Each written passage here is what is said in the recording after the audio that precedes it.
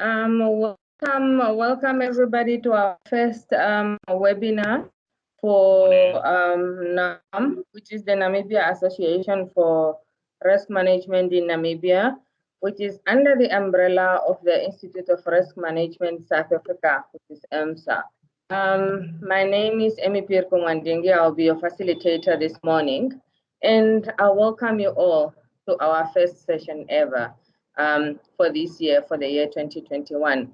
And I hope you all feel welcome, feel at home, and please enjoy the session with us. This morning, we can I please have the program on the screen, just so we can run everybody through. We have our program on the screen. As I said, my name is Emi Pirkongwandingi. I'm the Corporate Risk Manager for NAMPower, and I'll be the facilitator for this session this morning. And please bear with us because I'll be switching off my camera to enable everybody to hear me properly, because if my camera is on, then there's a bit of disturbances in the connections. Our program for this morning, we have at 8:45, which might be earlier than that, we'll introduce Wendy Paulson, who will be talking to all of us on the topic for today. And the topic for today is difficult decisions under difficult circumstances. But before I go to that, let me first apologize on behalf of Mr. Lionel Matthews. We all know that he was supposed to be the first speaker on our webinar today. But due to unforeseen circumstances, he couldn't make it. And because he couldn't make it, we have asked then Wendy at the last minute to step up. And we should really thank Wendy for taking the time under difficult circumstances that we have approached her in short notice for her to avail herself and be able to talk to us this morning. While we are waiting for the others to join in, maybe I should just run through the house rules quickly. House rules is that everybody please switch off your camera and mute your sound as well. Otherwise, it will cause disturbances. And if you want to partake in the conversation that's taking place, please use the notes on your side under conversations. You can always post your questions there, and we will attend to them as we go along. That's basically what it is about the house rules. And let me now officially welcome everybody to our webinar. I see that we have quite a number of participants from a diverse background from different countries. And I must welcome you virtually to Namibia this year. We are broadcasting from Windhoek, and it's quite a rainy morning, so it's a beautiful day that we have here. And we all know that 2020 and the year 2021 are the most challenging years for all of us because of the coronavirus. We all know how it has affected all our businesses, how it has affected business as usual, because now we are operating under business unusual. And this is the reason why we have this webinar today, and to find out how did others take these difficult decisions under these difficult circumstances, because some of us might have taken those decisions and we were not confident, or we are not proud of some of the decisions that we have taken. But it's something that we need to share, all of us as risk practitioners, because we know that all of us have been disturbed, we have been shaken, and we have been rattled by this pandemic, as well as the economic downpour that has shaken all of us and our businesses. We are not operating from our comfort zones anymore, and which is a good thing, because as risk practitioners, We don't need to operate from a comfort zone. We need to be shaken up. We need to be on our toes. And I think this is the good opportunity for us to share the lessons that we have learned, and also to share with others the decisions that we have taken that might have been favorable, and some might not have been favorable, and some might have called us names by taking those unfavorable decisions, but a decision has to be taken. So let me now introduce our first speaker, which is Ms. Wendy Poulton. Ms. Wendy Poulton, I'll give you a brief background of her. Ms. Wendy Poulton joined ESCOM in 1988, before previously working for VUCA Laboratories in South Africa. She was first in the Research and Investigations Division in the Technology Group of ESCOM. She held positions of Chemical and Microbiological Sciences Manager and Environmental Sciences Manager before being seconded for a year to the Electric Power Research Institute in Palo Alto in California. On her end, she joined ESCOM's Corporate Environment Affairs Office as a corporate consultant under the Strategic Environment. In May 2003, she was appointed as Corporate Sustainability and Environmental Manager for ESCOM Holdings, and later promoted to General Manager, Corporate Sustainability in March 2005, and then General Manager, Sustainability and Innovation.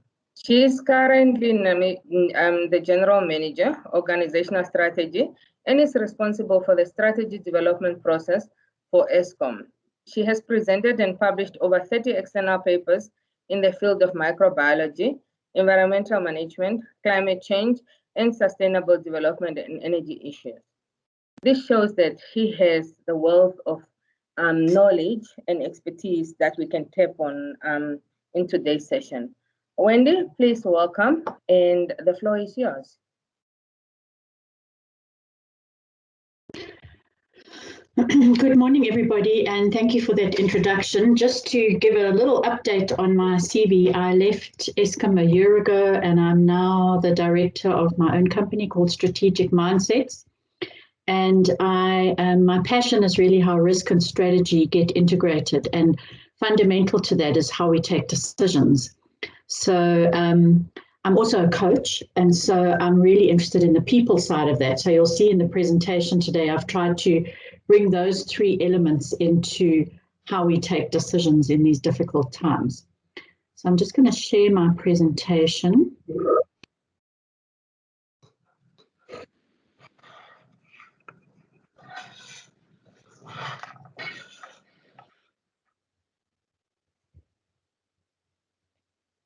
So I hope you can all see it. Yes, we can see it, Wendy. Great. Yes, we can. Okay, thanks so much. So I thought I'd start off with a little bit of a discussion, and please, I'd like the session to be as interactive as possible. So if you've got questions, I can't see the hands, but please just chip in. And I wanted to just talk about what constitutes a good decision, and is there something which is a good decision, or is it just a decision at the time that you had to take? But if we were to unpack what a good decision is, it's really, you have to make it at the right time. There's no point in delaying decision making if there's an urgency around taking a decision. It's got to be based on available information that you have, the best available information that you have. It should really, if we think about strategy and risk, consider not only the short-term or immediate issues, but also the longer-term issues. You should also be clear when you're taking a decision what kind of assumptions you're making, because we all have either conscious or subconscious assumptions that we make all the time, every day. You should also, if you're going to have a good decision, have diversity in terms of opinions and options. So get a whole lot of different people in the room. You should factor in non-quantifiable and quantifiable risks and opportunities. Oftentimes what we do is we only think about the quantifiable things that we can put numbers to, and we forget about the non-quantifiable issues. It should be holistic. our world today includes impacts and risks and positive and negative from not only within our sector but beyond. And we're getting companies really crossing sectoral divides very easily and going into new markets. So a couple of years ago, BMW wouldn't have said that their biggest competition was going to be Uber.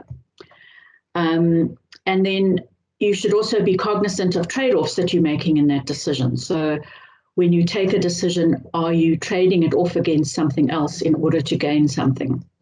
Do you have contingencies built in? What if that decision is incorrect? And lastly, but really importantly, is it implementable? Often we take decisions that the organization then cannot implement.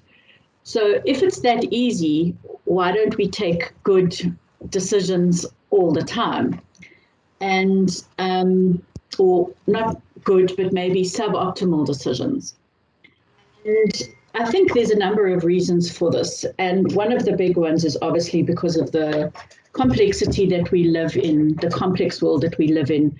And I'm sure you guys are all familiar with the term VUCA, which was coined by the US military when they landed on the ground in Afghanistan and found that the situation that they were facing was not only complex, but it was also volatile. There was uncertainty and there was ambiguity, and that was all happening at the same time.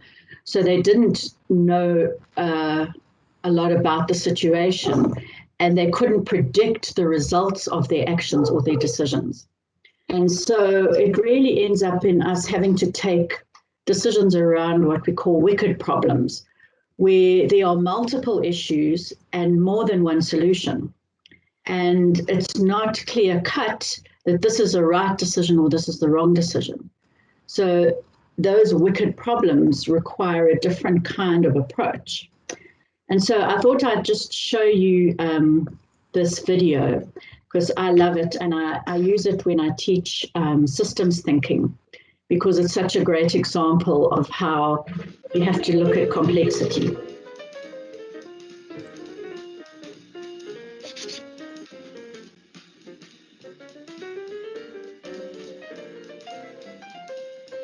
In the 1950s, the Dayak people of Borneo, an island in Southeast Asia, were suffering from an outbreak of malaria, so they called the World Health Organization for help. The World Health Organization had a ready-made solution, which was to spray copious amounts of DDT around the island. With the application of DDT, the mosquitoes that carried the malaria were knocked down, and so was the malaria. There were some interesting side effects, though. The first was that the roofs of people's houses began to collapse on their heads. Turns out the DDT not only killed off the malaria-carrying mosquitoes, but it also killed a species of parasitic wasps that had controlled a population of thatch-eating caterpillars. Thatch being what the roofs of the Dayak people's homes were made from. Without the wasps, the caterpillars multiplied and flourished and began munching their way through the villagers' roofs. That was just the beginning. The DDT affected a lot of the island's other insects, which were eaten by the resident population of small lizards called geckos. The biological half-life of DDT is around 8 years, so animals like geckos do not metabolize it very fast. It stays in their system for a long time. Over time, the geckos began to accumulate pretty high levels of DDT, and while they tolerated the DDT fairly well, the island's resident cats, which dined on the geckos, did not. The cats ate the geckos, and the DDT contained in the geckos killed the cats. With the cats gone, the island's population of rats came out to play. We all know what happens when rats multiply and flourish. Pretty soon the Dayak people were back on the phone to the World Health Organization, only this time it wasn't malaria that was the problem. It was the plague and the destruction of their grain stores, both of which were caused by the overpopulation of rats. This time, though, the World Health Organization didn't have a ready-made solution and had to invent one. What did they do? They decided to parachute live cats into Borneo. Operation Cat Drop occurred courtesy of the Royal Air Force and eventually stabilized the situation.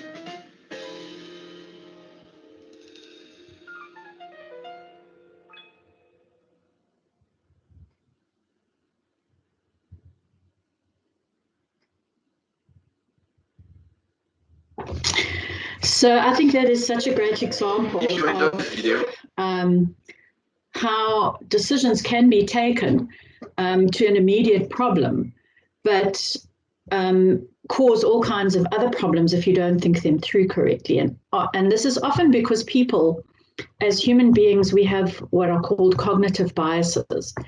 And I think we really do forget about the people element. It's people that take decisions. It's people that have a risk appetite for various things.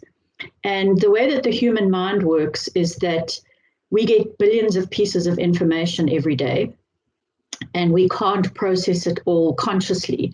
So our subconscious mind receives that information, and then it filters it based on our past experience and our knowledge of how things work. And we then take it, we categorize things, and we say, okay, I know what this is. This is a X or a Y or a Z. And then we act accordingly based on our past experience. So that's why it's very hard for humans to do futures thinking, because our filters are based on our past experience. And we have a number of what they call cognitive biases. And this is an article from Raconteur about risk culture. And it has categorized these different kinds of risk biases or cognitive biases that you can have into short-termism, failure to estimate, financial and social biases that you could have. So you have, for example, the ostrich effect, which says that looks like we've run out of time to discuss this. So how many times have you had that experience where in your boardroom you have to take a decision and, oh, we just don't have time to discuss this anymore. Let's just pretend all those other things aren't relevant and we'll just take the decision quickly. You also have what they call a blind spot bias, which is often a personal one. So you have a bias against a person or an issue, and as soon as that person speaks or that issue comes up, you've already decided what you're going to do about it. You don't think it through. And this is the way that the human mind works, and it's very, very difficult when you are assessing risks to get past some of these. So understanding this and stopping and using tools, as we'll get to later, to help get past those cognitive biases is extremely important. So the other thing I just wanted to touch on before we go into some of so what can you do about that, is the Carneffin framework, which I'm sure many of you are familiar with. It's been used extensively in the risk report, the IRMSA Risk Report over the last 2 years.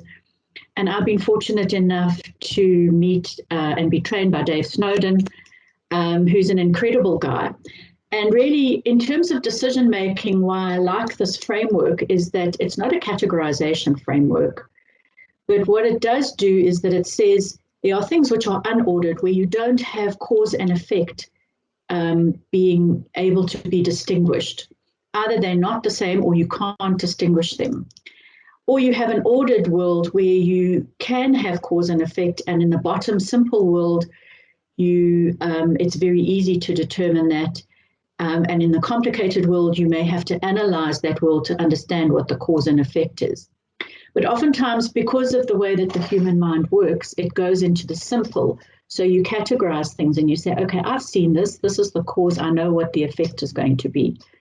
And we take decisions with that mindset without understanding that the problem may be in the complicated or complex worlds where you have to do some analysis or you have to look for patterns and probe and potentially do some safe to fail experiments to understand what that world is before you take a decision. We oftentimes, because we want to take action, or we're in the chaotic world where you have to immediately take action, we don't think about the bigger picture. And in the chaotic world, that's fine. If there's an emergency, you do have to take immediate decisions, but then you would go back and look at, so what could I do differently next time? So what does all of this mean for how we take decisions?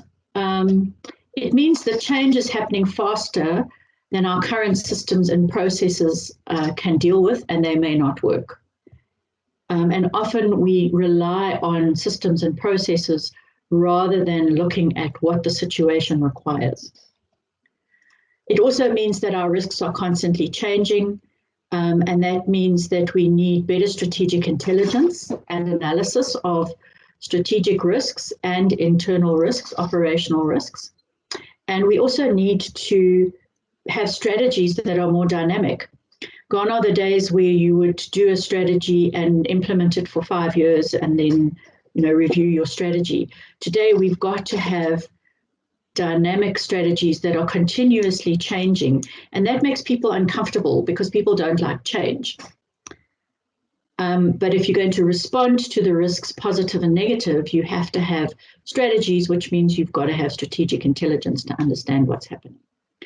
It also means that we've got to look at our risk appetite very carefully. As I said earlier, risk appetite, although we try and put it into a risk appetite and tolerance framework and do all of those good things, it really is dependent on the risk appetites of the individuals that develop that risk appetite tolerance framework, and some of the laws of the country and other things that will determine it. But really, it's about whether people are willing to take risks and for what reward. So you need to look at that risk appetite and tolerance statement and see whether or not it's agile enough to be able to deal with this changing risk environment in which we are living. It also means that we need new skills and competencies to deal with this world, and that agility and responsiveness are key elements of the strategy and risk integration that we have to consider. And lastly, we need to move beyond resilience. Resilience for me is the classic definition of it is that when an event occurs, it is the ability that you have to be able to go back to what it was before, to be able to return to normal.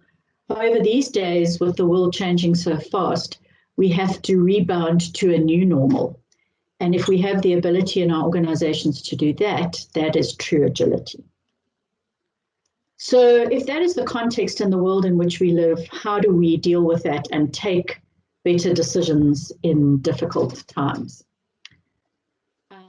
So the first thing is the people. So it's my passion, and I think it underlies all of risk and strategy. And the World Economic Forum identified 10 future skills we're going to need to develop and embed throughout our organizations. And all of these link directly to risk and strategy. And if you look at the bottom left-hand side of the slide, you'll see that they're problem-solving skills, they're self-management skills. It's being able to work with systems and work with people. And then it's also understanding technology use and development.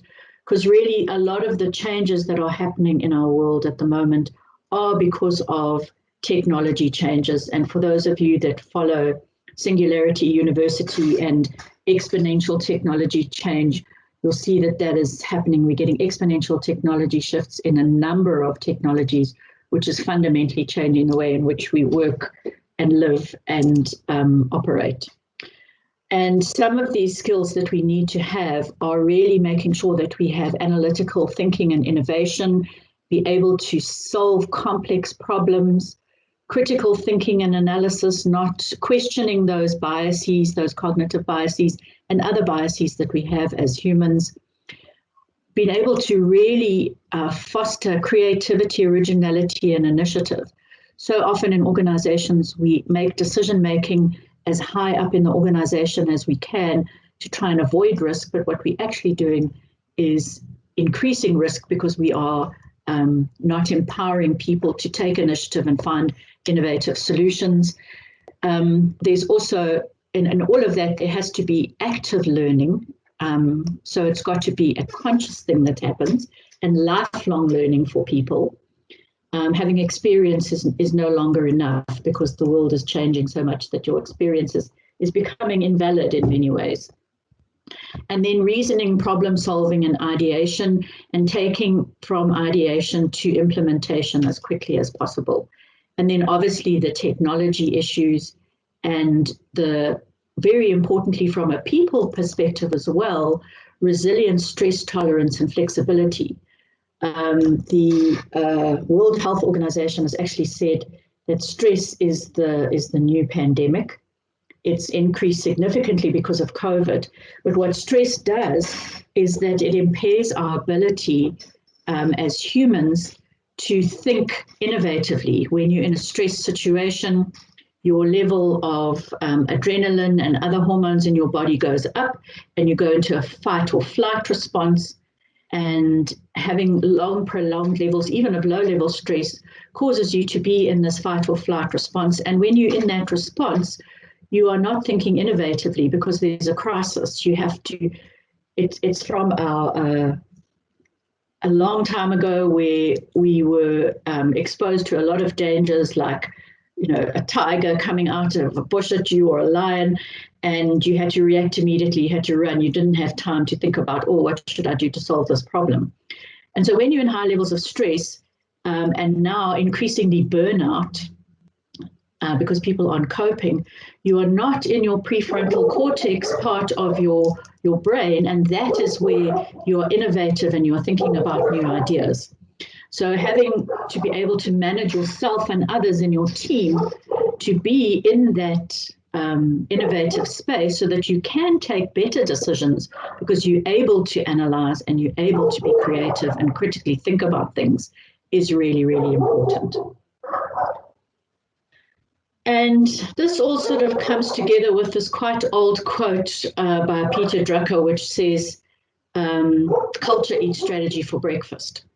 So we've got to not only understand the changing environment, but we've got to get the people in our organization to be able to respond to that environment.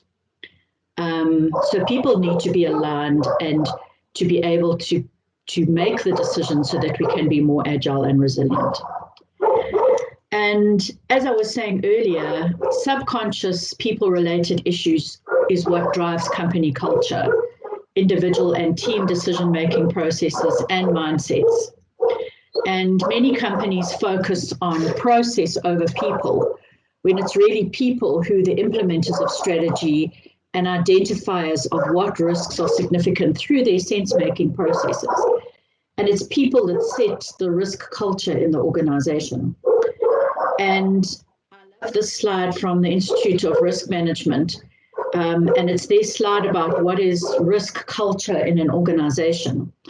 And what it says actually is that risk culture drives organizational culture. And organizational culture drives behaviors, personal ethics, and personal predisposition to risk. And that's how you take decisions, is around your personal predisposition to risk. So the risk culture and that people element in your organization is absolutely critical. And the last thing I wanted to just mention on people is that what I was talking about earlier, and I love this quote from Charles Handy, which says, whereas the heroic manager of the past knew all, could do all, and could solve every problem, the post-heroic manager asks how every problem can be solved in a way that develops other people's capacity to handle it. In a complex world where you are expected to react quickly, you don't have time to go through long, bureaucratic, onerous decision-making processes in organizations. We need to make sure that people are empowered to take decisions at their own levels. Okay, so then it means, so if we know that about humans, what do we do in terms of approaches? So there's some really good work that's been done on how you deal with a VUCA world. And if you want to deal with volatility amplifies your vulnerability as an organization. And in order to deal with that, you have to be vigilant.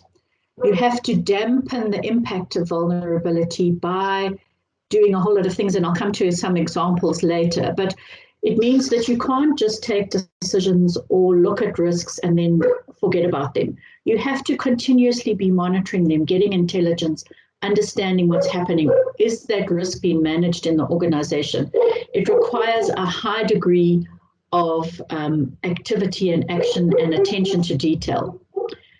If we talk about uncertainty amplifies unwillingness. And unwillingness is dealt with by understanding. So people don't like uncertainty, they don't like change.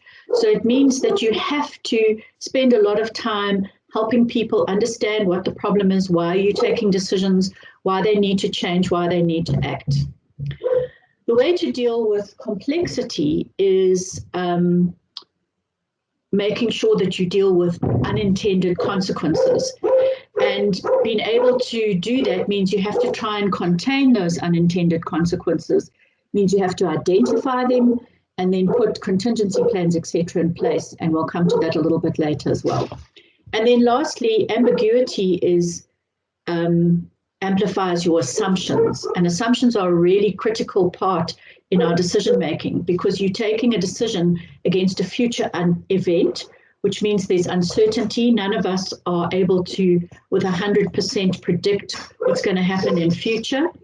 And in order to do that, we have to be agile. We have to look at what we would do if those assumptions don't hold true.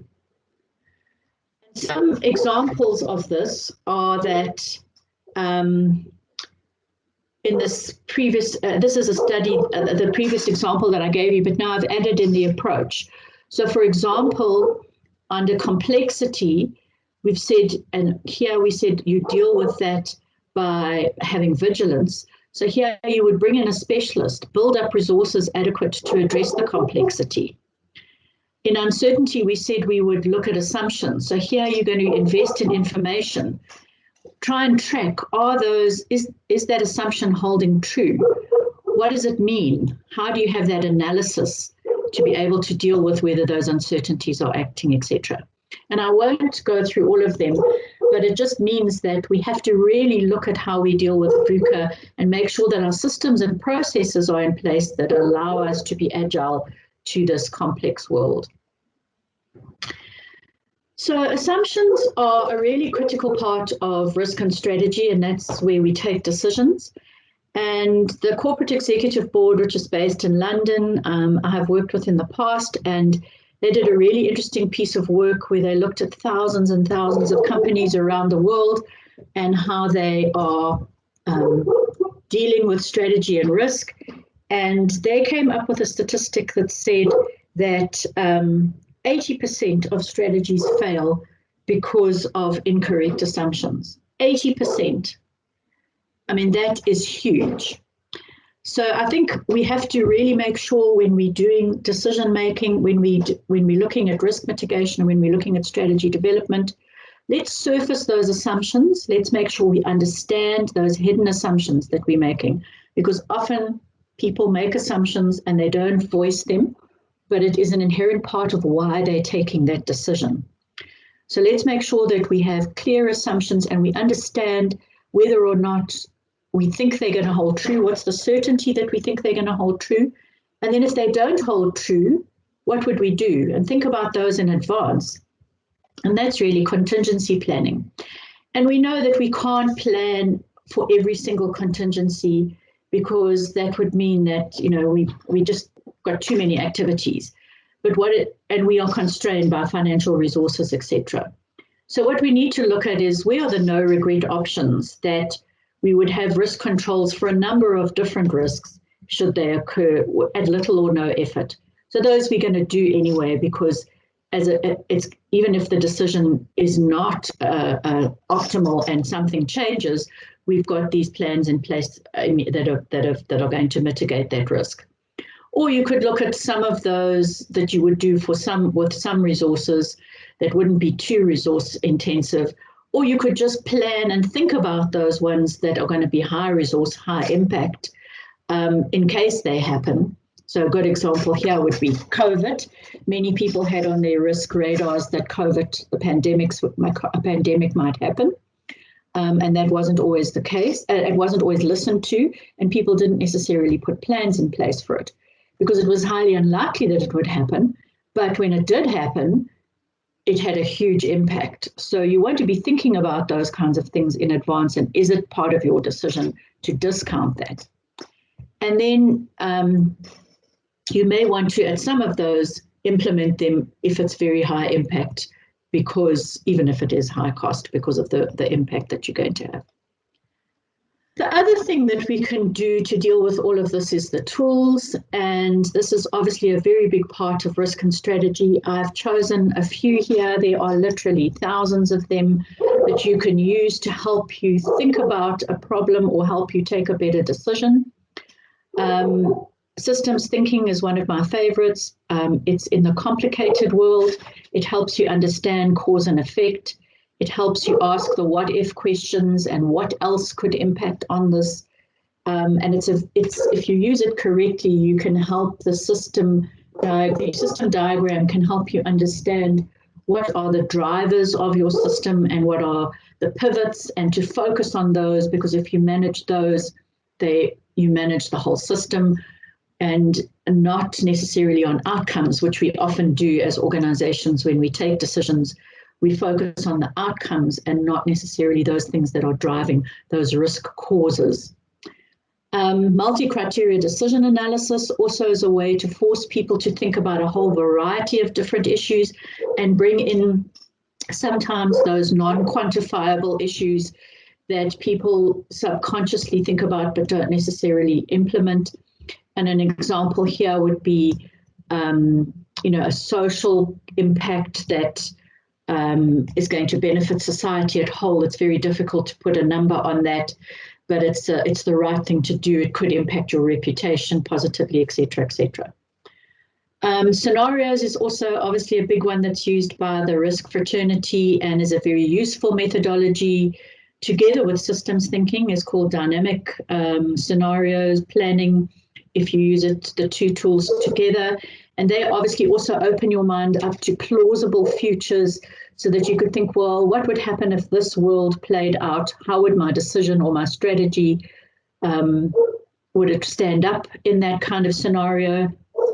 And they also help you identify no regret options, because often if you stand in the different scenarios of different worlds and the same risk comes up in all of them, then you know, okay, that's something that I have to either have as an opportunity or I'm going to have to deal with no matter what happens. So I need to have that in my risk plan. We also use things like trade-off analysis. That's really important because, again, subconsciously, people will trade off things. They often trade off long-term benefit against short-term risk. And often the long-term benefit or risk is bigger than the short-term benefit that they're getting or risk avoidance that they are doing. And so getting people to think about what are you actually trading off here is a really important tool to be able to use. And then you can use things like game playing, and this is really important for understanding how different stakeholders will view your decision. And we can go on and on and on. There are literally thousands of different strategic thinking tools. The point I really want to make here is that if you've got a very big decision to take, use a number of these tools because they all help you look at the problem from through a different lens. And it's also helps you understand what are you actually solving for. Oftentimes when we take decisions, we take a decision based on what we think the problem is, but it's actually not. And when we're doing big strategy development, I've run sessions where we've spent half a day just talking about what are we solving for, making sure that everybody's on the same page so that when we end up at the end of our decision-making process, we're solving for the right thing. And often when you get down into the detail, everybody in the room will have a different view of what you're solving for. And so getting everyone on the same page is really important. And lastly, we have to think about context. Context is king. If every decision has to be made in a specific context. And so the tools and approaches that you will use will have to depend on the context. So the context is the mindset of the people. If you are dealing with a whole lot of very conservative individuals, then you have to understand what kind of decision-making processes they have and try and take them through, for example, a process like scenarios that would open up their minds to different options. Don't overanalyze or underanalyze. In other words, you have to understand the urgency and the level of impact of the decision. So if it's a very urgent decision, you can't spend hours and weeks and months analyzing it if you're in that chaos world of the Carnifin framework, you have to act immediately.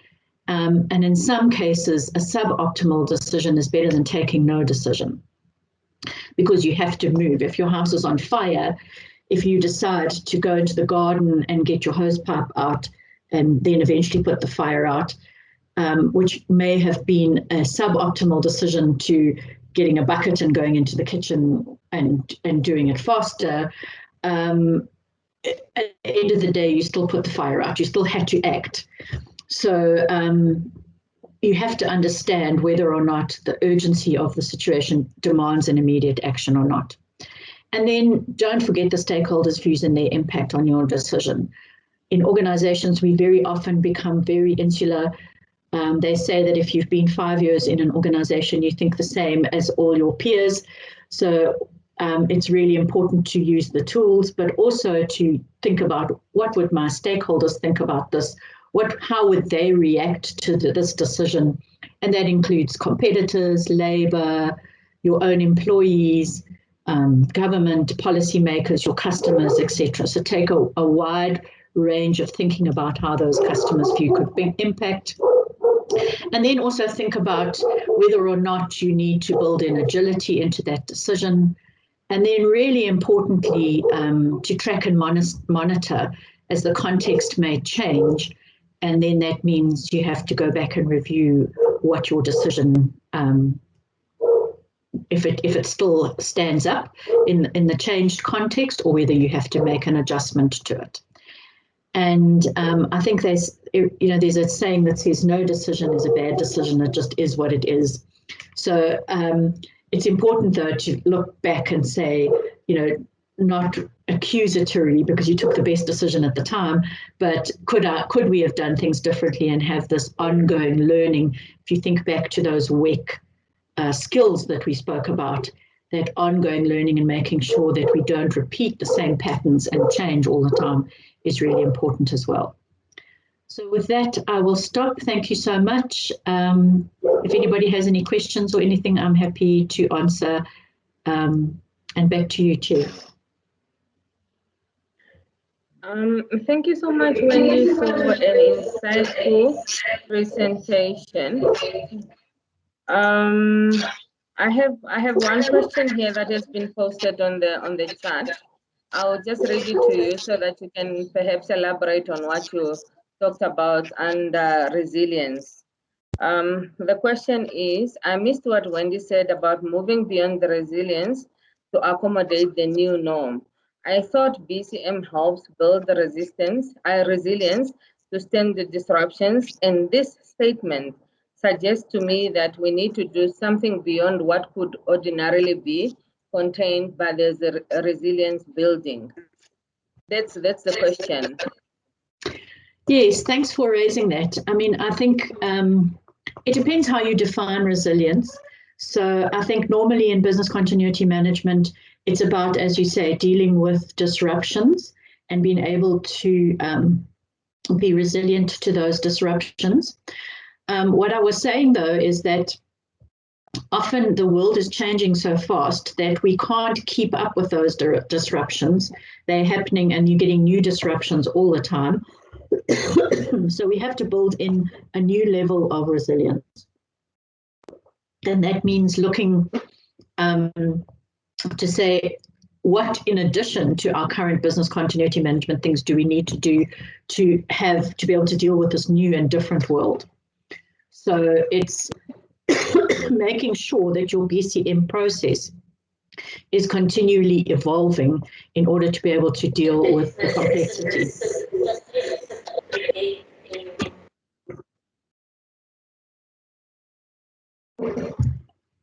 Okay, thank you so much, Wendy. That's the only question that I could see on the chat, unless if there's somebody else who has a question that they can pose at this moment. Before we let Wendy off the hook, is there any more questions from the participants?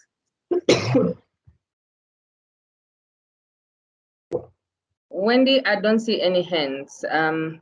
So at this juncture, let me just thank you so much for the insightful presentation. and the audience wants to see or to have your presentation so they can relate to it when they go back to their work stations. So if you can perhaps avail your presentation to us so that we can share it with the participants, it will be greatly welcomed. And thank you once again for an insightful presentation. I, for one, I have learned a lot from it. I have picked up that many a times we don't have clear understanding of what the problem is before we make the decision. And we also don't understand the impact of our decision to the rest of the organization. I can think that sitting at my position, I'll take a decision that will help the organization, but in the meantime, at the bottom level, it will actually create more problems. So what I have picked up from your presentation is that we must have clear assumptions before we make that decision. And our decisions that we are making must also be attainable.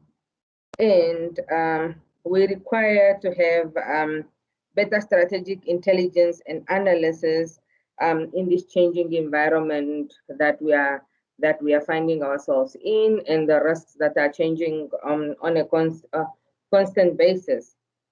And as organizational leaders or as risk professionals, we must be wary of our culture, because organizational culture says a lot about the organization, and it will determine the success or the failure of the organization.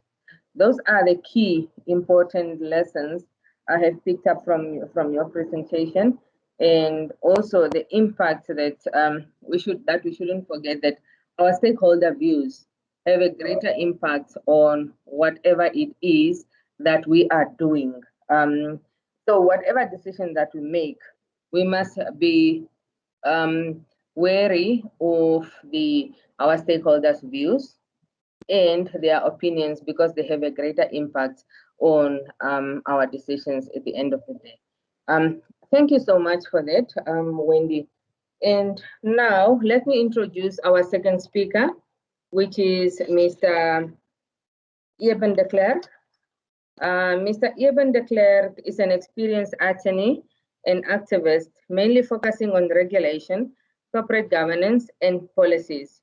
His passion is to ensure ethical standards and fair treatment in the business environment. He has been working in Namibia for 20 years as prosecutor, practicing attorney, financial manager, regulatory manager, financial advisor, and consultant. He is the founder of the Economic Policy Research Association and an activist for improved pro-growth policies for Namibia. He believes Africa can choose not to be poor. Wow, what a statement. Eben, over to you. Thank you very much, Amy. Can I just quickly hear from you? Can you see my presentation?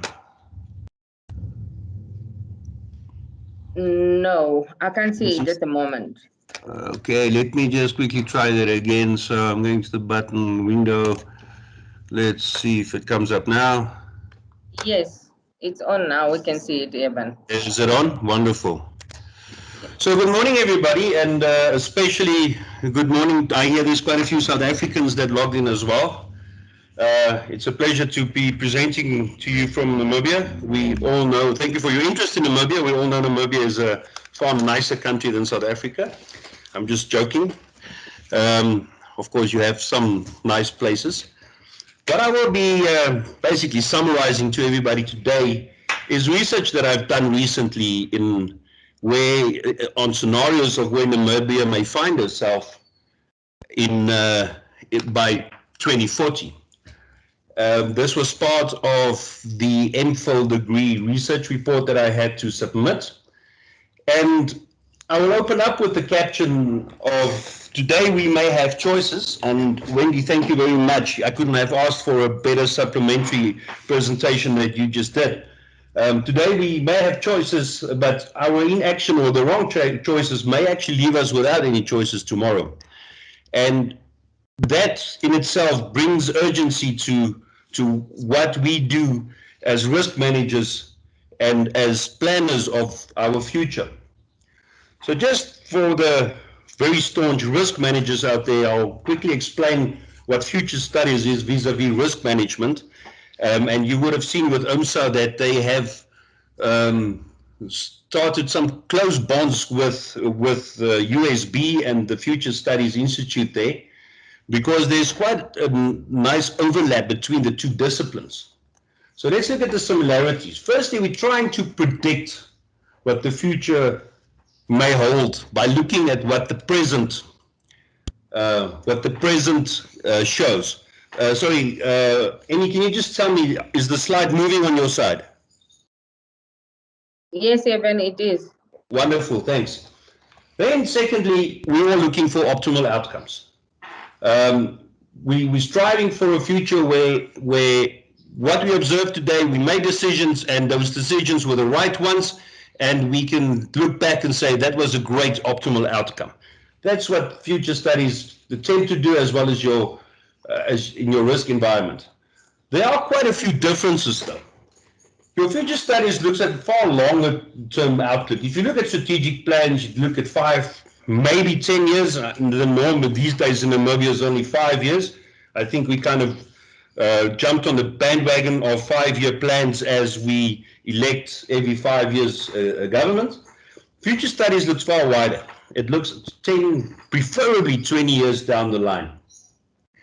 Then future studies is quite involved with the macro environment. So when you do your strategic planning or your risk assessment internally, you often tend to look at your immediate environment, and you should, but not as much on your microenvironment. And the future studies focuses on what could the external forces be and drivers be that actually dictates what you try to plan and overrides what you plan today.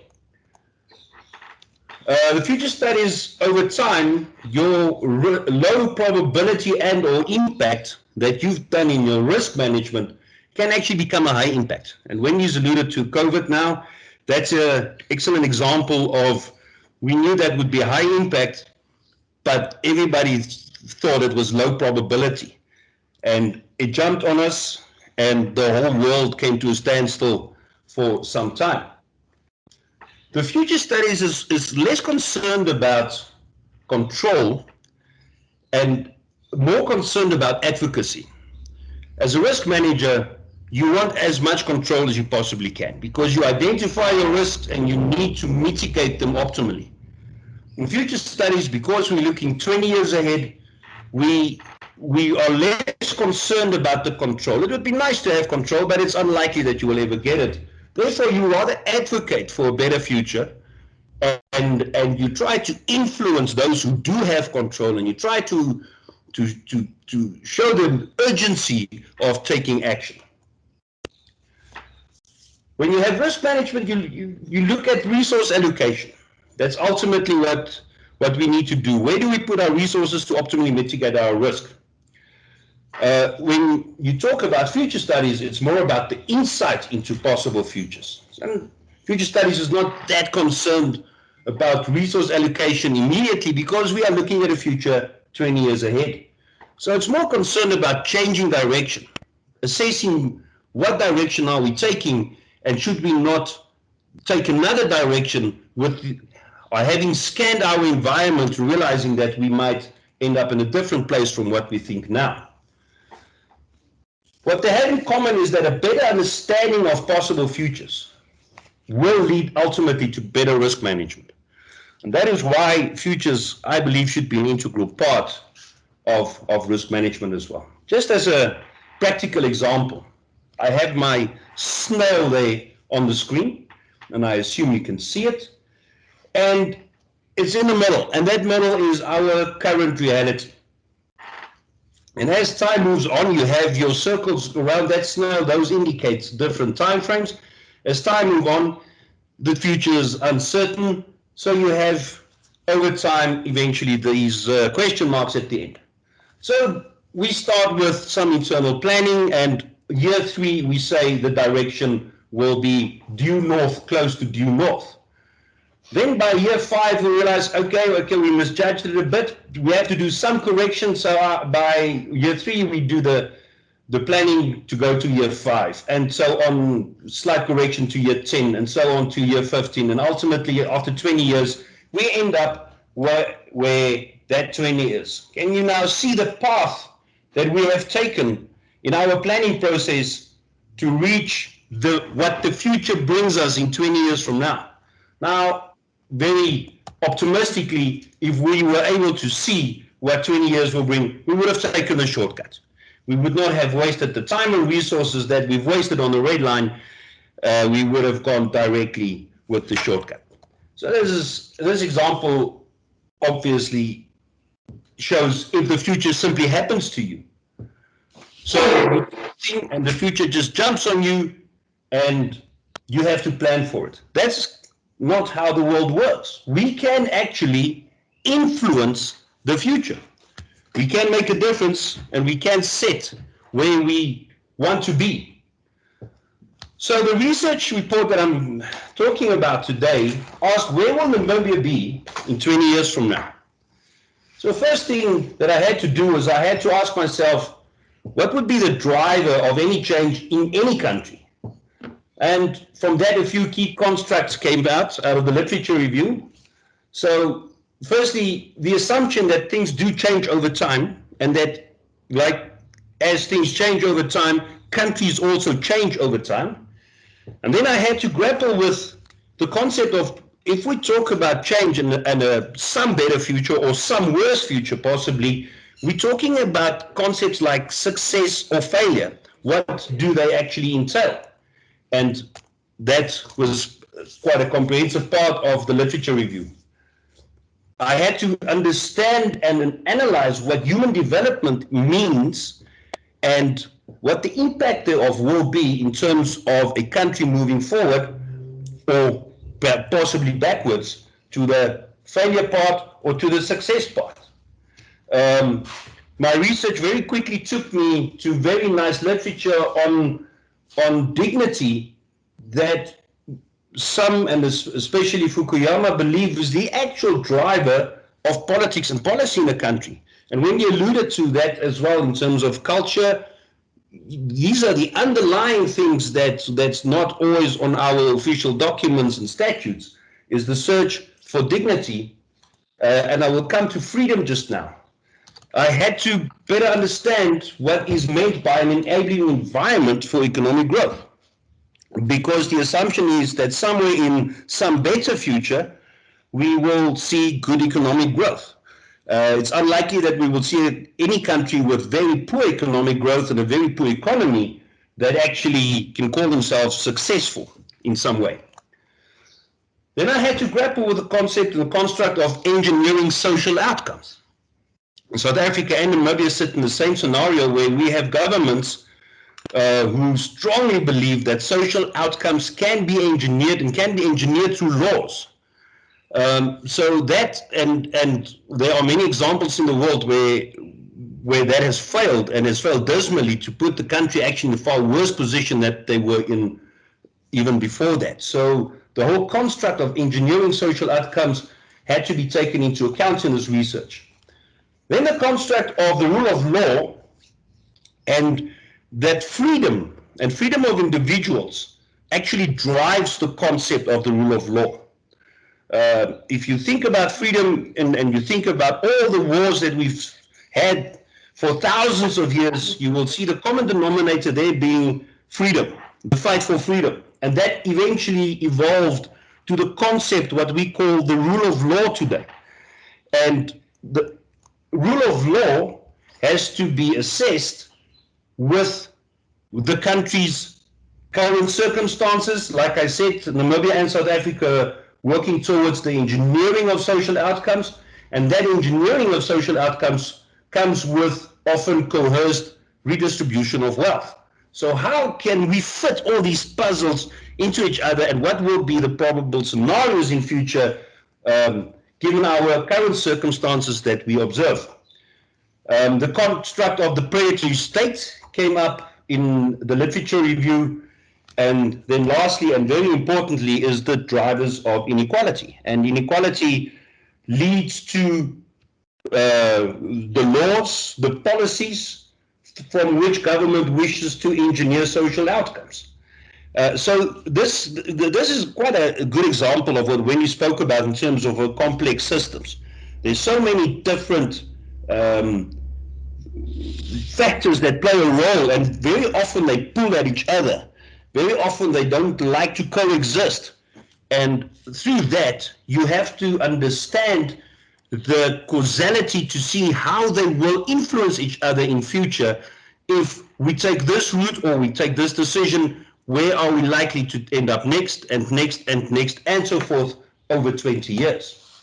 So I did some country comparisons in my literature review, and I found that countries are more likely to succeed.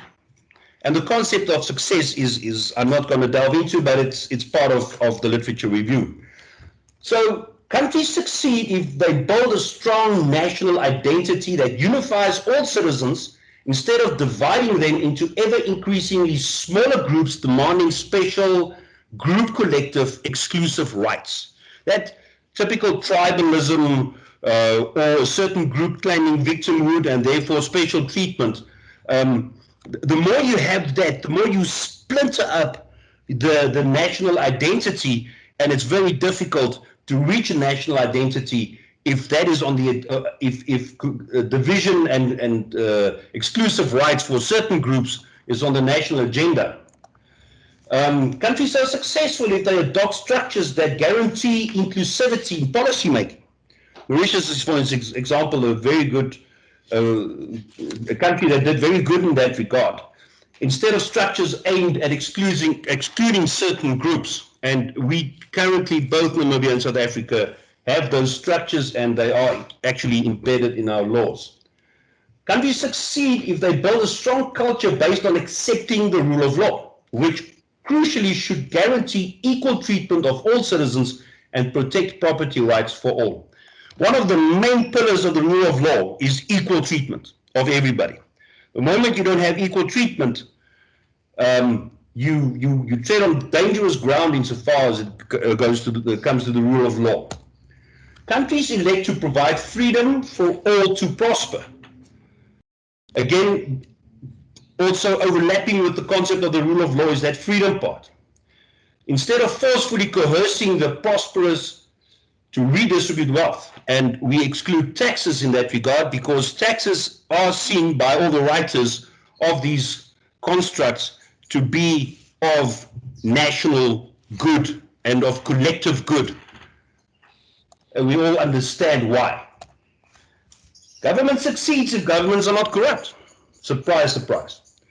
And the gains from successes are responsibly deployed to increase human development and especially education. If you don't have, and I will come back to this a bit later, if you don't have very responsible investment in human development and especially education, you sit with many social ills, which Namibia and South Africa are currently facing. And it's been said recently by one of our leaders that education is not the answer, and I wish to differ. Education is absolutely the answer. So these are, and one more, sorry, countries succeed if they have competent visionary leaders who make these above points possible for the country. Because without the leadership, none of the above bullet points can actually be in place and can help a country become successful. So when do countries often fail? Well, they fail when the leaders elect to spend time on creating divisive identity politics instead of building a strong national identity. They fail if leaders fail to put in place and fully support strong institutions of democracy, to sustainably guide a sensible economic strategy and continuously ensure political participation. They fail when governments become predatory states, where wealth is gained from political power and benefits are diverted to a smaller group within the population. I will get back to the predatory state concept a bit later. They fail where the rule of law is not upheld, and laws are made that are not generally applicable to all or aim to give one group in the population benefit over another. And they found that governments failed to invest in human development, especially quality education for all, which is crucial for instilling respect and national identity. And I want to add dignity of the people of the country. So what were the drivers of Namibia's future?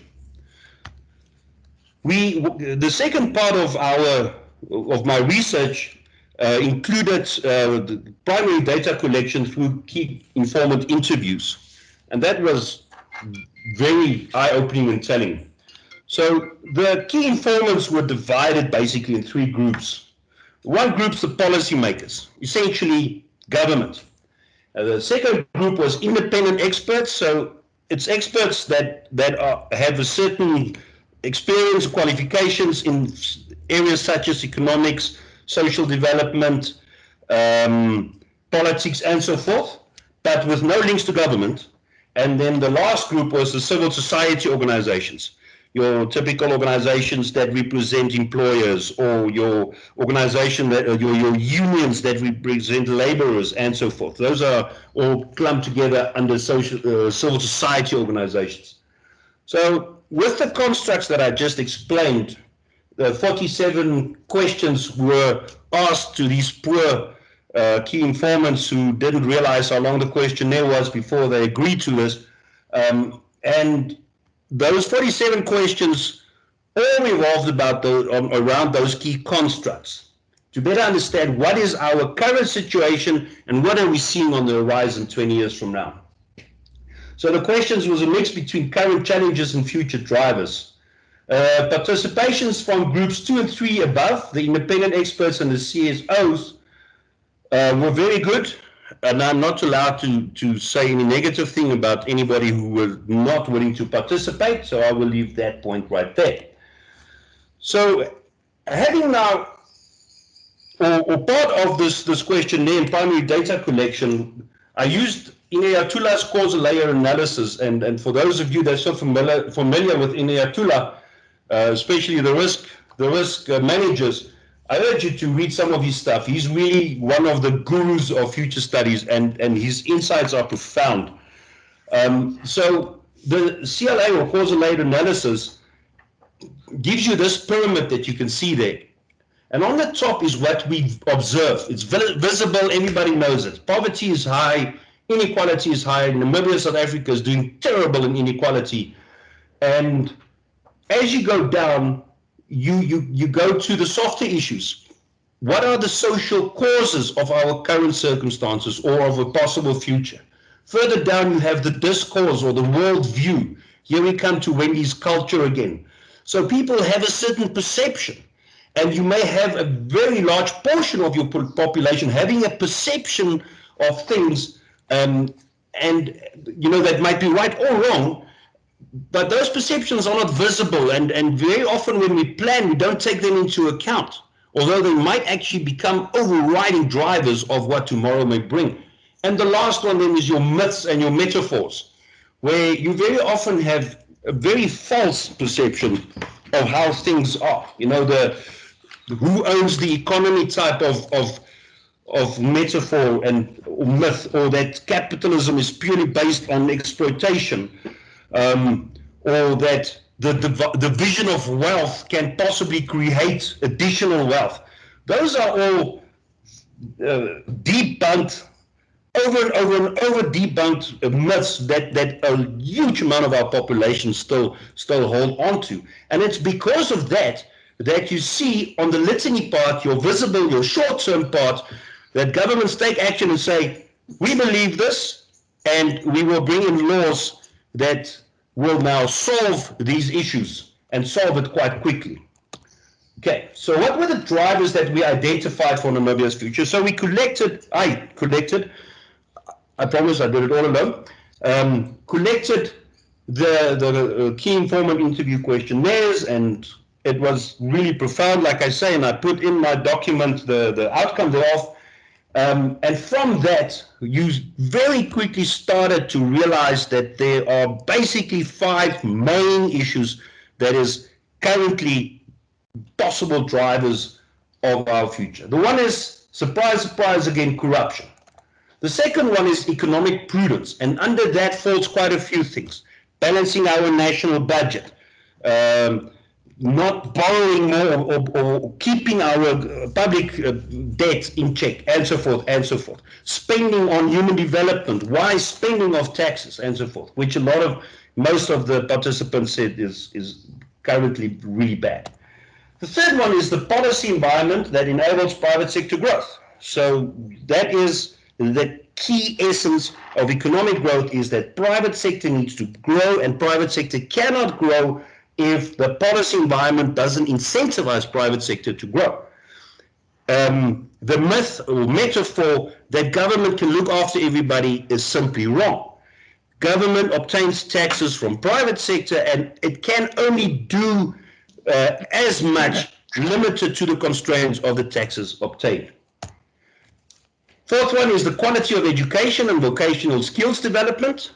And the last one is the role of party politics in policy making. That was quite an interesting one, the last one, the role of party politics in policy making.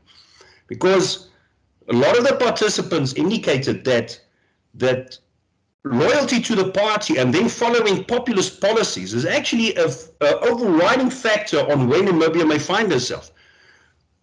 Apart from all the other problems and obstacles and even good things that's going for us, that might be the overriding factor. So I used the influence matrix, which is not displayed there, to assess these 5 variables and try to put them together into only 2 variables, so that we get what you can see there, your 4Q model.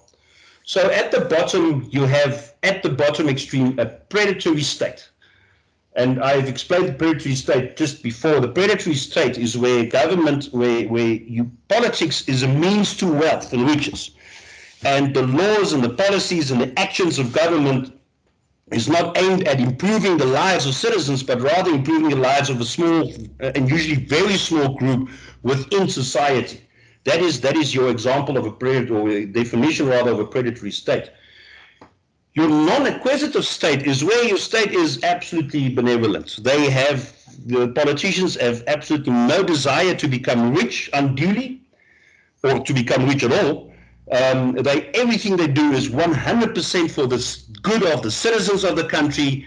They do not dare to take anything from the state coffers, steal anything. They do not dare to be corrupt, and they don't want to be corrupt. Of course, that's a utopia, and that is the top extreme. So somewhere in the future lies, in 20 years from now, lies a dot on that line, rather either up or at the bottom of it. On the other axis, you have the regressive policy and the progressive policy.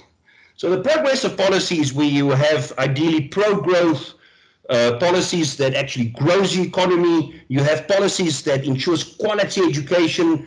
You have policies that ensures excellent investment in human development, in education, healthcare, housing, to enable people to become empowered. Your regressive policy is the opposite of that. That is where you have policies that ultimately result, although their intentions might be good at first, but ultimately result in a position where you have low quality education, low quality healthcare. You start to kill your private sector, the environment in which your private sector must operate. You start to chase investors away. To fill that gap, you start borrowing more and more and more until eventually your whole tax revenue goes to just servicing debt. Those are regressive policies. Good. So from that, 4 scenarios were developed. You have the dirt roads on the top left, the highway on the top right, the cul-de-sac, top left is dirt road, top right highway, bottom left is cul-de-sac, and your service road is bottom right. I'm not going to spend time on the dirt roads and the service road. You can see that they're a mixture of things. Your ideal utopian scenario is the highway, where you have progressive policy put in place and managed by a non-acquisitive state. And your worst case scenario is, of course, the cul-de-sac. And I must say this is a bad cul-de-sac, as that picture depicts. It's not the nice suburban one. It's filthy, it's a dead end, people are confused there. We have a predatory state increasingly bringing in more regressive policy. So what is the cool? Yes.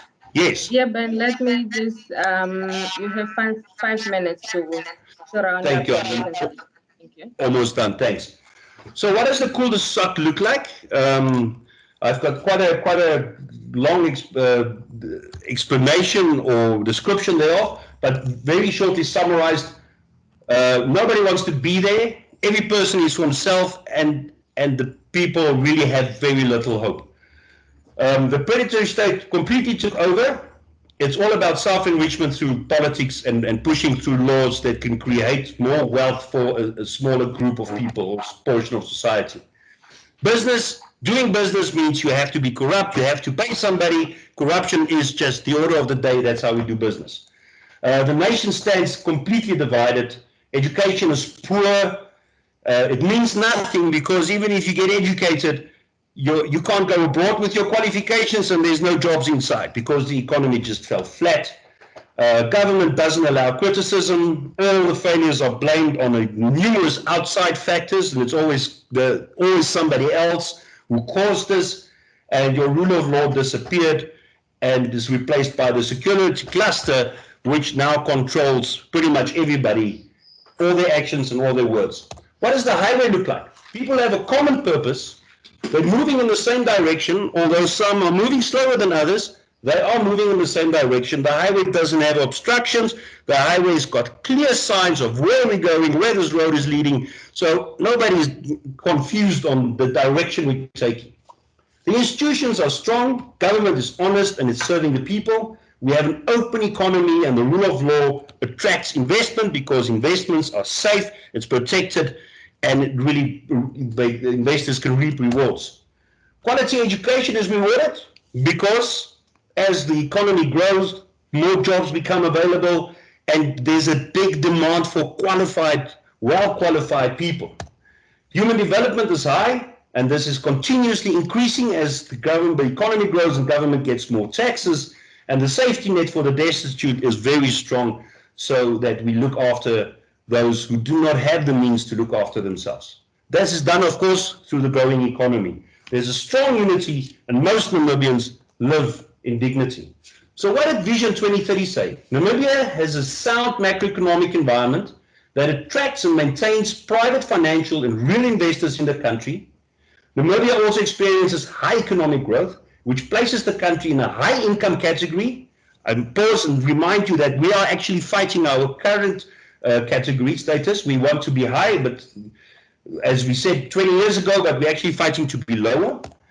All workers earn decent wages that allow them to live a life well above the poverty level, and all people are living very well. What a beautiful vision, and this is what we should be striving for. Unfortunately, pretty much all the key informants agree that Vision 2030 is not achievable within 10 years, but by backcasting, which I'm not going to do today, we can, if we make the right decisions today, we can still reach our Vision 2030, albeit by 2040. And that would be the highway preferable scenario for Namibia going forward. Unfortunately, as things stand now, the cul-de-sac is the more probable scenario that we may see. And that concludes my presentation. Thank you very much. Thank you very much, Eben, for an insightful presentation on your document and on your research. This is something that we all needed to hear. Even though the study is based on Namibia, we can all associate this or can relate to this in our different countries and organizations.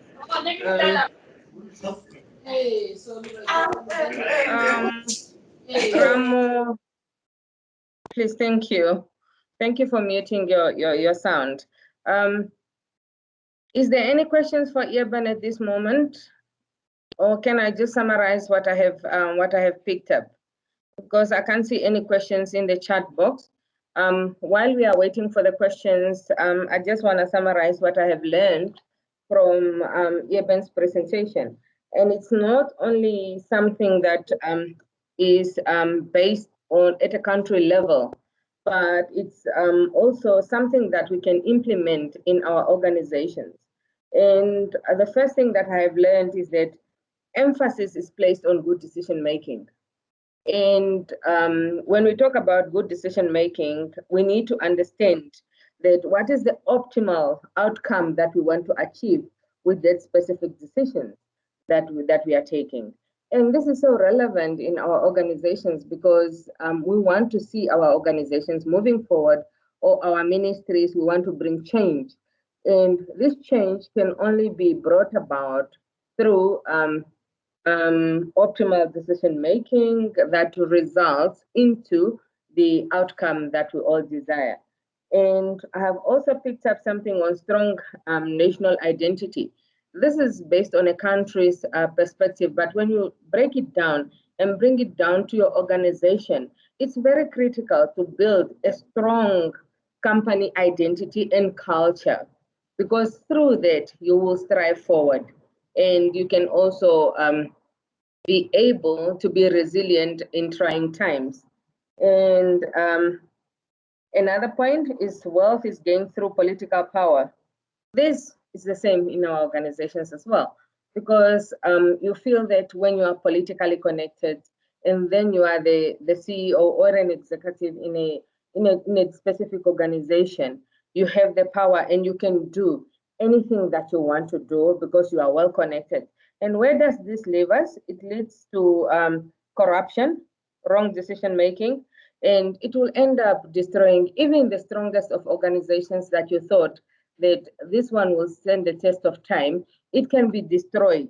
So we shouldn't just be blindly loyal to political parties or to individuals that are well connected, because the time will come when they won't be there anymore, and we need to take this organizations further. Otherwise, we are going to end up destroying ourselves, destroying the organizations that we are entrusted to lead. So this is really, really important and insightful for us, Eben. Thank you for presenting to us this morning. And if there's any more question, please, I'm going to go through the chat box now.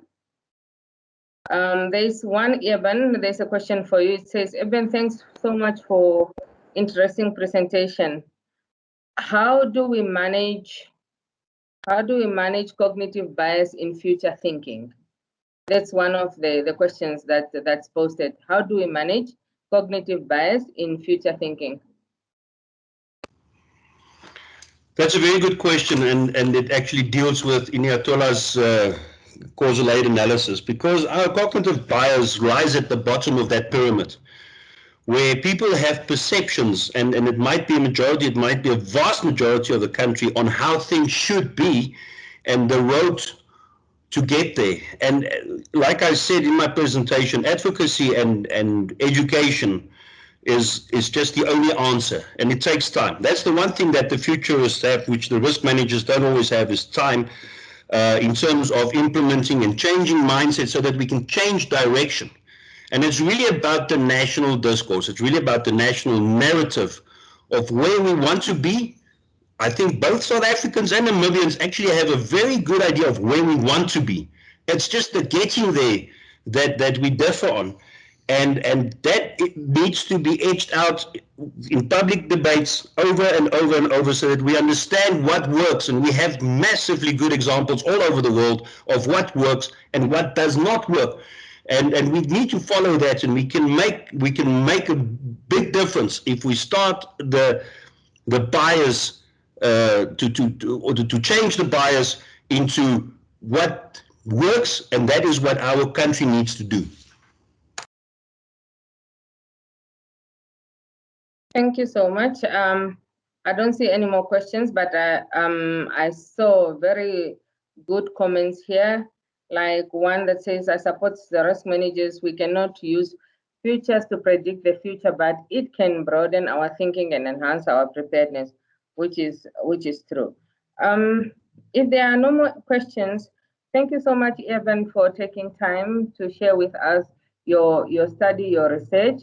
And it's really gonna help us move forward and broaden our thinking capacity as risk managers.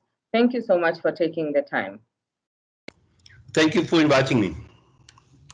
If there are no more questions, please, I'll urge everybody, all the participants, there is information that's posted about IRMSA on the chat box. Please read the information, make use of the opportunity that's presented to us to further enhance our knowledge and skills in the field of risk management. The IRMSA and NARM is here for us, and it's here to help us upskill our skills and knowledge in the field of risk management. And with that said, let me thank everybody, each and every one of you that took the time to join us this morning as the Namibia Association for Risk Management for making this day a beautiful day for us. And we'll keep on improving our webinars, our topics, and get more interesting topics that will be a good learning source for all of us and to improve on what it is that we are doing.